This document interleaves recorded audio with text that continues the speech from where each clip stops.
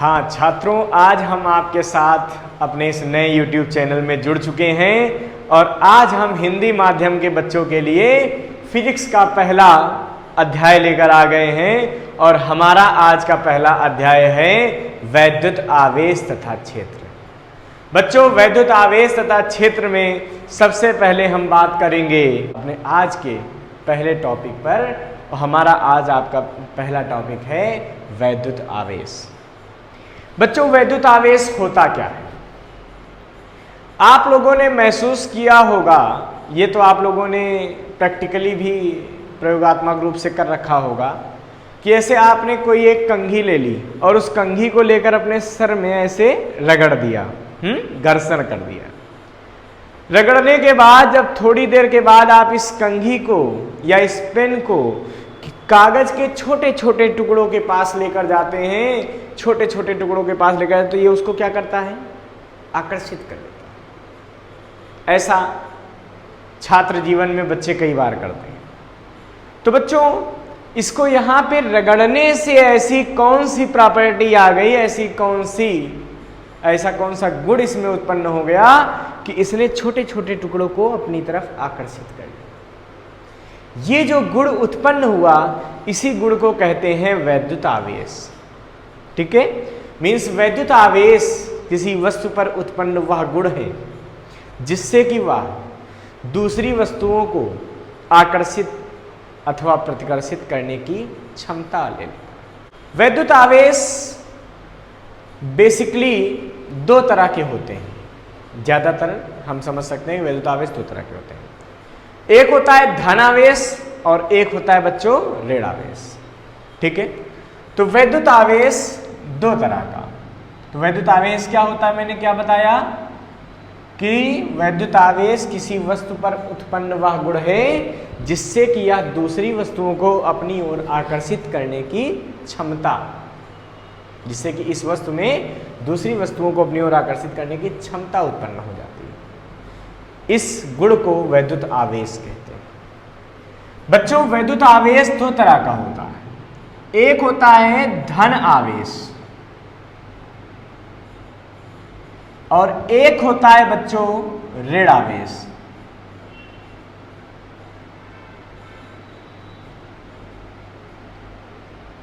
मतलब positive charge और negative charge. बच्चों, किसी भी शब्द को आप इंग्लिश में भी जानते रहिए क्योंकि भविष्य में इसकी आवश्यकता पड़ती है कि आपको यह ज्ञान होना चाहिए। बच्चों, ये महसूस किया गया कि अगर हमने दो वस्तुओं को आपस में रगड़ा है किसी भी तरीके से, तो होता क्या है कि उनके रगड़ने से यहां पर ऊष्मा उत्पन्न होती है और उस ऊष्मा के कारण एक वस्तु से इलेक्ट्रॉन दूसरी वस्तु में प्रवेश कर जाते हैं। एक वस्तु से इलेक्ट्रॉन निकलते हैं और दूसरी वस्तु में चले जाते हैं। क्योंकि आपको पता है जितनी भी वस्तुएं हैं ये सब परमाणुओं से मिलकर बनी हैं और परमाणुओं में प्रोटॉन, इलेक्ट्रॉन और न्यूट्रॉन तीनों होते हैं, लेकिन नाभिक पे प्रोटॉन और न्यूट्रॉन होता है और इलेक्ट्रॉन चारों तरफ क्या करते हैं? चक्कर लगाते हैं। तो आपको यह भी पता है कि साधारणतया कोई भी वस्तु क्या होती है? उदासीन होती है, न्यूट्रल होती है। इस पर कोई आवेश नहीं। अगर ये पेन रख दिया जाए तो इस पर कोई आवेश नहीं। अब इसको किसी चीज में रगड़ दिया तो ये धनावेशित भी हो सकता है और ऋणावेशित भी हो सकता है। ये निर्भर करता है कि जिस चीज में हम इसको रगड़ रहे हैं उसमें उसकी इलेक्ट्रॉन को बांधने की क्षमता ज्यादा है या इसकी ज्यादा है। भाई, जिसकी इलेक्ट्रॉन को बांधने की क्षमता ज्यादा होगी वो अपने इलेक्ट्रॉनों को जाने नहीं देगा तो दूसरे इलेक्ट्रॉनों को खींच लेगा। अब मान लीजिए इनकी इलेक्ट्रॉन को बांधने की क्षमता ज्यादा, हमने रगड़ दिया तो ये इस पेन के इलेक्ट्रॉनों को ले लेंगे। अब जब पेन के इलेक्ट्रॉन इधर वस्तु पर चले गए तो जिससे इलेक्ट्रॉन चले गए, पहले आवेश क्या था इसका? जीरो। क्यों? जितने प्रोटॉन थे उतने इलेक्ट्रॉन थे और आपको पता है एक प्रोटॉन पर कितना आवेश होता है? 1.6 गुणे 10 की घात माइनस 19, ठीक है, 1.6 गुणे 10 की घात माइनस 19 कूलाम का धन आवेश होता है। और एक इलेक्ट्रॉन पर माइनस का 1.6 गुणे 10 की घात माइनस 19 कूलाम का आवेश। हमने पहले पढ़ रखा है कि साधारणतया किसी वस्तु पर कोई आवेश नहीं होता, उदासीन होती है। क्यों? क्योंकि उसमें जितने प्रोटॉन होते हैं उतने ही इलेक्ट्रॉन। अब जब दो वस्तुओं को हम आपस में रगड़ देते हैं तो क्या होता है, एक वस्तु के इलेक्ट्रॉन निकल के दूसरे में चले जाते हैं। जब इससे इलेक्ट्रॉन चले गए, पहले सोचिए इसमें जितने इलेक्ट्रॉन थे उतने ही प्रोटॉन थे, नेट आवेश कितना था, 0। अब इसके इलेक्ट्रॉन इसमें चले गए तो यहां पर बच्चों इलेक्ट्रॉन चले गए, सोचिए, तो यहां पे इलेक्ट्रॉनों की कमी हो गई। जिस वस्तु में इलेक्ट्रॉन चले गए उस वस्तु में इलेक्ट्रॉनों की अधिकता हो।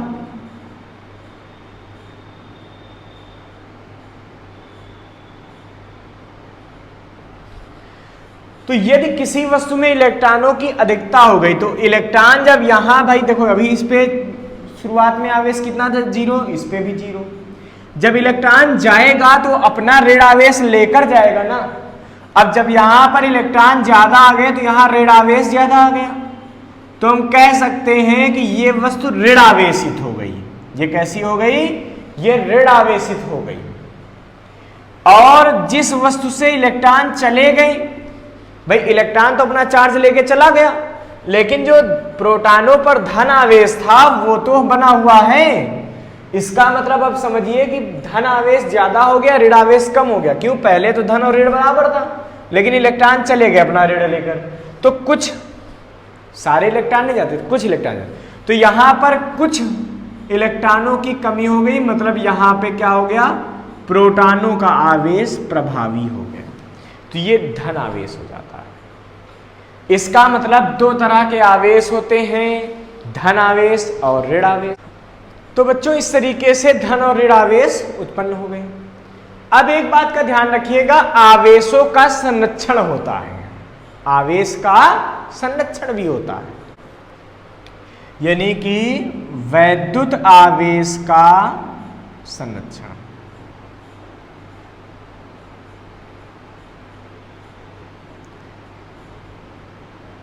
संरक्षण मीन्स कंजर्वेशन, ठीक है, मतलब कंजर्वेशन ऑफ चार्ज। तो कंजर्वेशन ऑफ चार्ज ये बताता है कि कहीं भी वैद्युत आवेश को नष्ट नहीं किया जा सकता, इसको केवल इधर उधर क्या कर किया जा सकता है बच्चों, स्थानांतरित किया जा सकता है। जैसे मैंने बताया इन दो चीजों को मैंने रगड़ दिया, तो पहले क्या था, पहले दोनों पर आवेश कितना था, 0 0। पहले का नेट आवेश क्या था, 0। मान लीजिए रगड़ने के बाद पहली वस्तु में +3 कूलाम का आवेश उत्पन्न हो गया, तो ये 100% याद रखिए कि दूसरी वस्तु पर भी -3 कूलाम का आवेश उत्पन्न हो जाएगा। इसका मतलब कुल आवेश अगर पहले 0 था तो बाद में भी अगर आप कुल आवेश निकालेंगे तो भी क्या आएगा, 0 ही आएगा। तो ये बात ध्यान रखने वाली है कि आवेश का संरक्षण होता है, मतलब आवेश को ना तो उत्पन्न किया जा सकता है ना तो नष्ट किया जा सकता है, इसको केवल एक वस्तु से दूसरी वस्तु में स्थानांतरित किया जा सकता है। मतलब जो नेट आवेश वस्तुओं का है वो संरक्षित रहता है, ठीक है। अच्छा, अब हम यहां पे बात करते हैं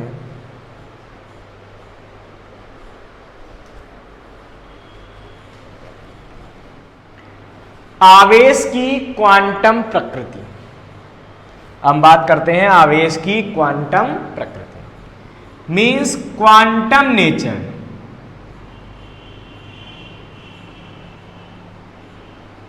ऑफ चार्ज, ये क्या बताता है बच्चों? आपने क्या देखा, आपने देखा कि किसी वस्तु से जब इलेक्ट्रॉनों का स्थानांतरण हो जाता है तो वो वस्तु धनावेशित हो जाती है, जबकि दूसरी वस्तु ऋणावेशित हो जाती है। इसका मतलब धन और ऋण कैसे बनते हैं? इलेक्ट्रॉनों के स्थानांतरण से। तो बच्चों इलेक्ट्रॉन ही चार्ज को उत्पन्न करने के लिए उत्तरदायी हो रहा है। तो एक इलेक्ट्रॉन से छोटा चार्ज किसी वस्तु पर उत्पन्न नहीं किया जा सकता। स्थायी अवस्था में किसी वस्तु पर एक इलेक्ट्रॉन से छोटा चार्ज उत्पन्न नहीं किया जा सकता। इस आवेश को, इसीलिए एक इलेक्ट्रॉन के आवेश को क्या बोलते हैं? इसको हम लोग कहते हैं फंडामेंटल ऑफ चार्ज, मूल आवेश। तो मूल आवेश क्या है? एक इलेक्ट्रॉन के आवेश को मूल आवेश कहते हैं। और आवेश की क्वांटम प्रकृति क्या कहती है?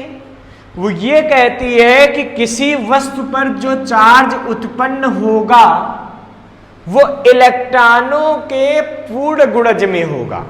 पूर्ण गुणज का मतलब किसी वस्तु पर अगर आवेश उत्पन्न हो रहा है तो या तो उस पर एक इलेक्ट्रॉन का आवेश होगा या दो इलेक्ट्रॉन का आवेश होगा उत्पन्न, या उस पर 3 इलेक्ट्रॉनों का आवेश उत्पन्न होगा, 100 इलेक्ट्रॉनों का हो सकता है, 10,000 इलेक्ट्रॉनों का हो सकता है, या लाख 10 लाख कुछ भी हो सकता है।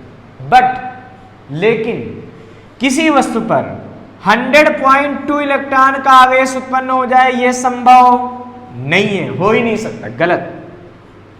किसी वस्तु पर 2.8 इलेक्ट्रॉन का आवेश उत्पन्न हो जाए, पूरा गलत।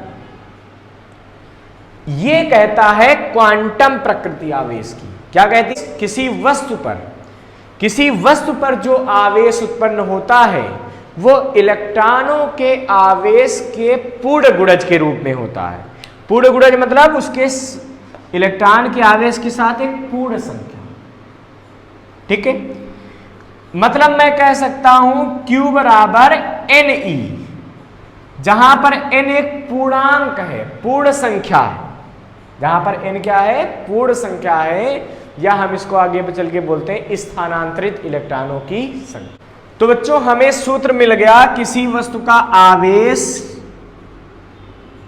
बराबर n मतलब स्थानांतरित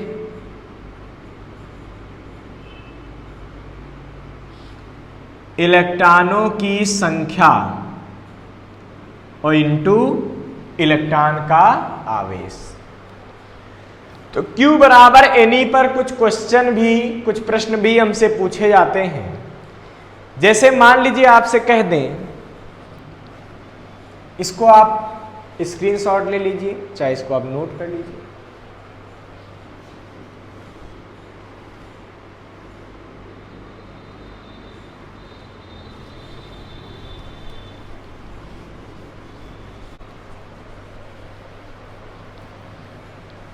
जैसे मान लेते हैं बच्चों, एक क्वेश्चन हम पहले यहां पे लगाते हैं। हमने पढ़ा आवेश का जो क्वांटीकरण है वो बताता है Q बराबर Ne। इस सूत्र का हम इस्तेमाल करने जा रहे हैं। बच्चों हम इस पे पहला प्रश्न लगाते हैं। अब बच्चों हमारे पास प्रथम प्रश्न आ जाता है कि एक कूलाम आवेश उत्पन्न करने के लिए स्थानांतरित इलेक्ट्रॉनों की संख्या ज्ञात की। अगर किसी वस्तु पर एक इलेक्ट्रॉन आवेश उत्पन्न करना है तो उसमें कितने इलेक्ट्रॉन डालने पड़ेंगे या निकालने पड़ेंगे? डालने क्यों पड़ेंगे? अगर उस पर ऋण आवेश उत्पन्न करना है तो इतने इलेक्ट्रॉन एक्स्ट्रा लाके डाल दो, माइनस आ जाएगा। अगर धन आवेश उत्पन्न करना है तो उतने इलेक्ट्रॉन यहां से निकाल लो। भाई धन आवेश के लिए इलेक्ट्रॉनों की कमी होनी चाहिए तो इससे इलेक्ट्रॉन निकाल लो। तो कितने इलेक्ट्रॉन निकालने किस पे एक कूलाम का धन आवेश आ जाए, या कितने इलेक्ट्रॉन ला के इसमें डाल दें कि इस पर एक कूलाम का ऋण आवेश आ जाए। बच्चों इसका मतलब इस प्रश्न में आपको आवेश दे दिया गया एक कूलाम। क्या मैं 1c लिख दूं? ठीक है। इसमें हमको इलेक्ट्रॉनों की संख्या बतानी है। आपको पता है Q इज इक्वल टू क्या होता है? Ne। तो N is equal to Q बटा E। बच्चों Q कितना दिया है? एक कूलाम। E कितना है? ई का मान है 1.6 गुणे 10 की घात माइनस 19, 1.6 गुणे 10 की घात माइनस 19। तो n की वैल्यू आ जाएगी 6.25 गुणे 10 की घात प्लस 18। इसका मतलब अगर किसी वस्तु पर 1 कूलाम का आवेश उत्पन्न करना है तो उस पर 6.25 इंटू 10⁻18 इलेक्ट्रॉन का स्थानांतरण करना पड़ेगा। अगर माइनस बनाना है, इसको ऋण आवेशित करना है तो इतने इलेक्ट्रॉन कहीं से लाके डालने पड़ेंगे, और अगर इसको धन आवेशित बनाना है तो इससे इतने इलेक्ट्रॉन निकाल के कहीं बाहर ले जाना पड़ेगा। समझ गए? ये प्रथम प्रश्न था। जैसे अब एक प्रश्न और आपसे मान लीजिए पूछ दिया जाए, किसी वस्तु पर, मान लीजिए किसी वस्तु पर 8 इंटू 10 की पावर प्लस 9 इलेक्ट्रॉनों की अधिकता है। किसी वस्तु पर 8 गुणे 10 की घात 9 इलेक्ट्रॉनों की अधिकता है, तो वस्तु पर कितना और कैसा आवेश होगा, मतलब आपको क्यों बताना है और बताना है वो धनात्मक होगा या ऋणात्मक होगा। बच्चों सीधी सी बात है, इलेक्ट्रॉनों की अधिकता है और अधिकता है तो वो कैसा आवेश होता है, ऋण आवेश होता है, ऋण आवेश होगा। एक तो आंसर हमारा निकल आया। पहला आंसर क्या हो गया, पूछा था कैसा और कितना, तो कैसा आवेश है बच्चों, ऋण आवेश है। कितना आवेश है, कितना आवेश है, तो Q बराबर Ne, Q बराबर N 8 गुणे 10 की घात 9, E 1.6 गुणे 10 की घात माइनस 19, तो 12.8 गुणे 10 की घात माइनस 10 कूलाम। तो इस पर कितना आवेश होगा, 12.8 गुणे 10 की घात माइनस 10 कूलाम का ऋण आवेश होगा। कैसा आवेश होगा बच्चों, ऋण। क्यों? क्योंकि इलेक्ट्रॉनों की अधिकता, इलेक्ट्रॉनों की कमी हो जाती तो यही कैसा हो जाता, धन आवेश हो जाता। तो बच्चों ये तो वैद्युत आवेश पर हमारा पहला लेक्चर था, पहली क्लास थी। अब अगली क्लास हमारी होगी कूलाम के नियम पर। उसके लिए आप हमारा अगला वीडियो देखिए और लगातार बच्चों इस तरीके से हमसे जुड़ते रहिए, हमारे चैनल को शेयर करते रहिए, क्योंकि हिंदी माध्यम के छात्रों के लिए मैं लगातार प्रयास करूंगा कि ज़्यादा से ज़्यादा चीज़ें मैं हिंदी मीडियम के छात्रों को सिखा पाऊँ और उनकी जितनी भी फिजिक्स से, भौतिक विज्ञान से संबंधित दिक्कतें हैं उनको मैं दूर कर पाऊँ। इसीलिए आप हमारे साथ जुड़े रहिए और अच्छे से हमारे चैनल को शेयर करते रहिए।